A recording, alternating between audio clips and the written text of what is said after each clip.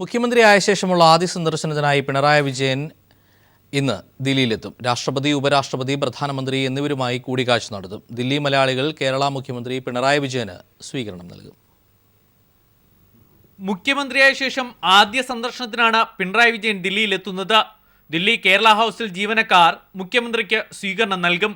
രാഷ്ട്രപതി ഭവനിലെത്തി രാഷ്ട്രപതി പ്രണബ് മുഖർജിയുമായി മുഖ്യമന്ത്രി പിണറായി വിജയൻ കൂടിക്കാഴ്ച നടത്തും. ഉപരാഷ്ട്രപതി ഹമീദ് അൻസാരിയുമായും കൂടിക്കാഴ്ച നിശ്ചയിച്ചിട്ടുണ്ട്.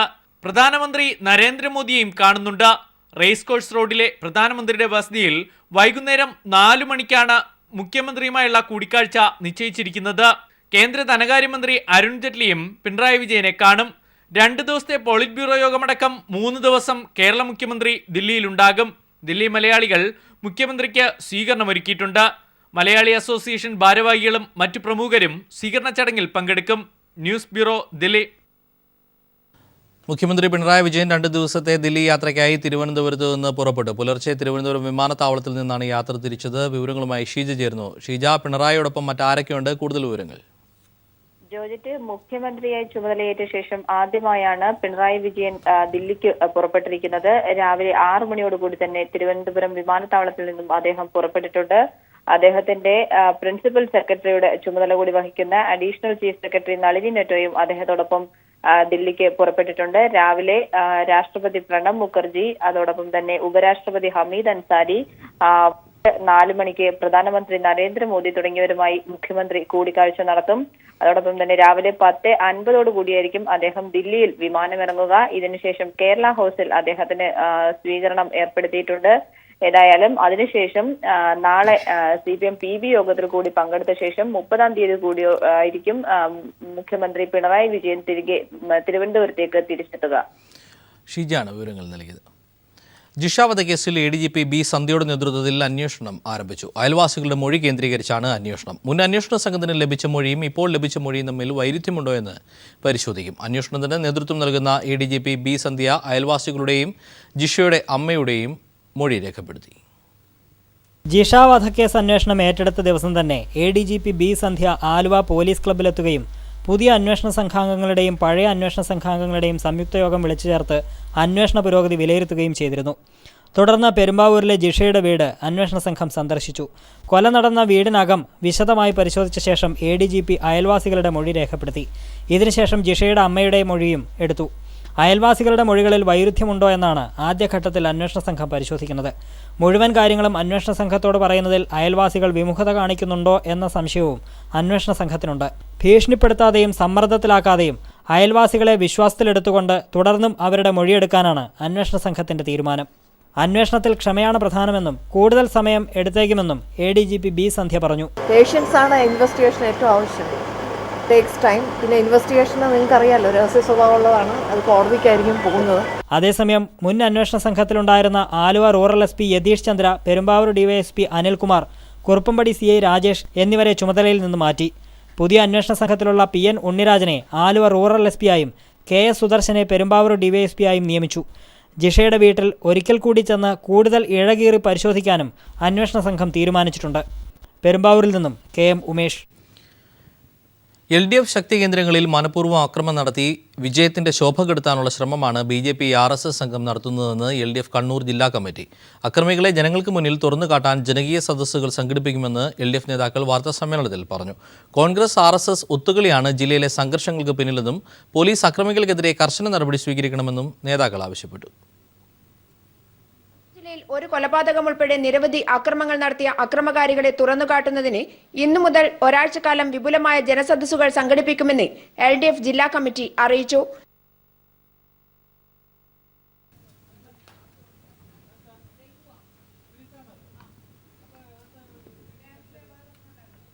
തിരികെ വാർത്തകളിലേക്ക്. LDF അധികാരത്തിൽ വന്ന ശേഷം സംസ്ഥാനത്ത് അക്രമമെന്ന് പ്രചരിപ്പിക്കാൻ RSS ശ്രമിക്കുന്നുവെന്ന് CPIM സംസ്ഥാന സെക്രട്ടറി കോടിയേരി ബാലകൃഷ്ണൻ. ഇതിനായി കേന്ദ്രമന്ത്രിമാർ RSS അണികളെ അക്രമത്തിന് തള്ളിവിടുകയാണെന്നും കോടിയേരി പറഞ്ഞു. RSS അക്രമങ്ങൾക്കെതിരെ LDF തിരുവനന്തപുരത്ത് സംഘടിപ്പിച്ച പ്രതിഷേധ കൂട്ടായ്മ ഉദ്ഘാടനം ചെയ്ത് സംസാരിക്കുകയായിരുന്നു അദ്ദേഹം. LDF പ്രവർത്തകർക്കു നേരെ BJP RSS പ്രവർത്തകർ സംസ്ഥാന വ്യാപകമായി നടത്തുന്ന അക്രമങ്ങൾക്കെതിരായാണ് തിരുവനന്തപുരത്ത് LDF പ്രതിഷേധ കൂട്ടായ്മ സംഘടിപ്പിച്ചത്. LDF അധികാരത്തിൽ വന്ന ശേഷം സംസ്ഥാനത്ത് അക്രമമെന്ന് വരുത്തി തീർക്കാനായി RSS പ്രവർത്തകർ അക്രമം അഴിച്ചുവിടുകയാണെന്ന് കൂട്ടായ്മ ഉദ്ഘാടനം ചെയ്ത CPIM സംസ്ഥാന സെക്രട്ടറി കോടിയേരി ബാലകൃഷ്ണൻ പറഞ്ഞു. ഇടതുപക്ഷം അധികാരത്തിൽ വന്നതോടുകൂടി കേരളം അക്രമത്തിലാണ് എന്ന് പ്രചരിപ്പിക്കുകയാണ്. BJPയുടെ അണികളെ RSSകാരെ അക്രമത്തിന് വേണ്ടി തള്ളിവിടുന്നത് കേന്ദ്രത്തിലെ മന്ത്രിമാരാണ്. കേന്ദ്രമന്ത്രിമാരുടെ നേതൃത്വത്തിലാണ് ഇവിടെ കേരളത്തിൽ അക്രമ പരമ്പരകൾ ആസൂത്രണം ചെയ്തുകൊണ്ടിരിക്കുന്നത്.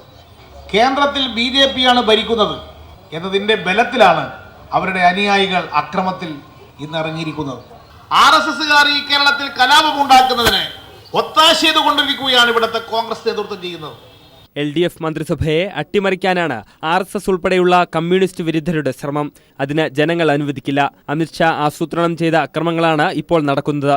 ഇത് രാജ്യത്ത് പുതിയ കലാപം നടത്താനുള്ള നീക്കത്തിന്റെ ഭാഗമാണെന്നും കോടിയേരി പറഞ്ഞു. CPIM ജില്ലാ secretary Anavoor Nagappan, M Vijayakumar, V Sivankutty, Sathyan Mukheri, Gangadharan Nadar തുടങ്ങിയവരും പ്രതിഷേധ യോഗത്തിൽ പങ്കെടുത്തു. News bureau, Thiruvananthapuram.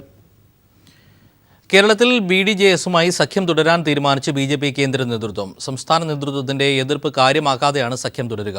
തെരഞ്ഞെടുപ്പിൽ BDJS-ഉമായുള്ള സഖ്യം ഗുണം ചെയ്തുവെന്ന് BJP ദേശീയ അധ്യക്ഷൻ അമിത്ഷാ ദില്ലിയിൽ പറഞ്ഞു. അതേസമയം അടുത്തുവരുന്ന കേന്ദ്രമന്ത്രിസഭാ പുനഃസംഘടനയിൽ കേരളത്തിന് പ്രാതിനിധ്യമുണ്ടാകില്ലെന്നും ഉറപ്പായി.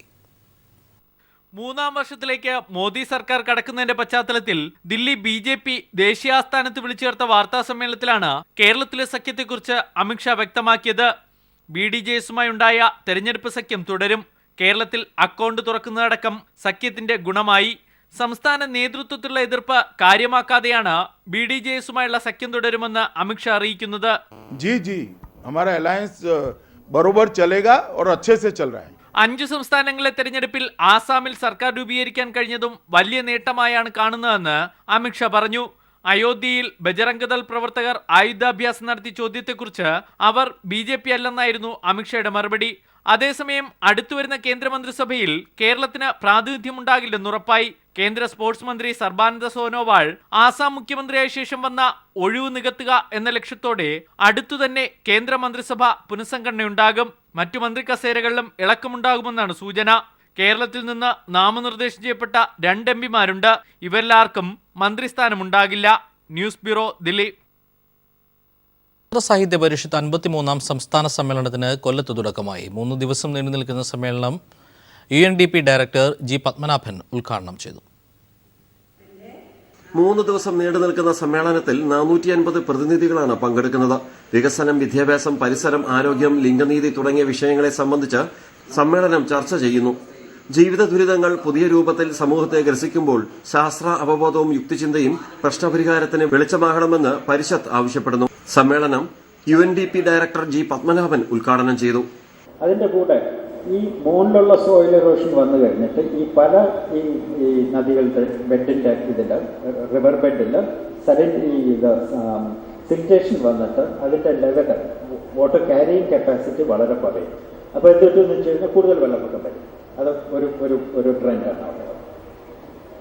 പിന്നെ ഈ ഇതിൽ കോസ്റ്റൽ ഏരിയയിൽ ഞാൻ മുമ്പ് പറഞ്ഞ പോലെ നിറച്ച ഈ റൈസും അങ്ങനത്തെ ഇത് കോക്കനട്ടും ഇതൊക്കെ ഗ്രോ ചെയ്യുന്ന സ്ഥലമാണ്. അപ്പോൾ അതിൽ ഈ കൂടുതൽ വെള്ളപ്പൊക്കം വന്നു കഴിഞ്ഞാൽ കൂടുതൽ നാശനഷ്ടങ്ങൾ വരാനായിട്ട് സാധ്യതയുണ്ട്.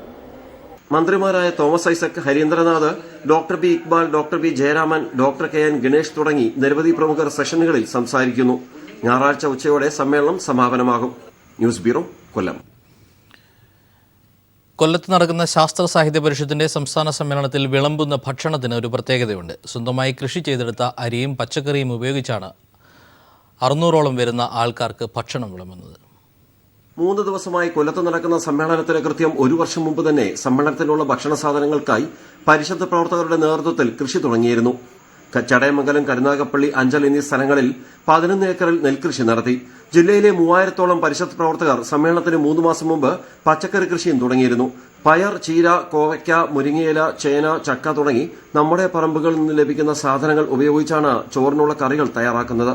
കൃഷിയുടെ സന്ദേശം നാട്ടിലേക്ക് പകരുന്നതിനോടൊപ്പം പരമാവധി സ്ഥലം തരിശുരഹിതമാക്കി മാറ്റാനാണ് പരിഷത്ത് ലക്ഷ്യമിടുന്നത്. 11 ഏക്കർ സ്ഥലത്ത് നെൽകൃഷി നടത്തുകയും അവിടുന്ന് ഉൽപ്പാദിപ്പിക്കപ്പെട്ട ജൈവ കൃഷി രീതി കൊണ്ട് ഉൽപ്പാദിപ്പിക്കപ്പെട്ട അരിയാണ് ഇവിടെ ഞങ്ങൾ ഭക്ഷണാവശ്യത്തിനും മറ്റ് എല്ലാ പാചക ആവശ്യത്തിനുമായി ഉപയോഗിക്കുന്നത്. മാവിനും മറ്റു രൂപത്തിലും ഒക്കെ തന്നെ. നാടൻ വിഭവങ്ങളാണ് സമ്മേളനത്തിൽ ചായയോടൊപ്പം വിളമ്പുക. തെരളി, കുഴക്കട്ട, ചക്കപ്പുഴുക്ക്, ചമ്മന്തി, അങ്ങനെ പോകുന്നു വിഭവങ്ങൾ. ശാസ്ത്ര സാഹിത്യ പരിഷത്തിന്റെ സമ്മേളന വേദിയിൽ നിന്ന് ക്യാമറാമാൻ പ്രമോദ് പന്നിയോടിനൊപ്പം രാജ്കുമാർ.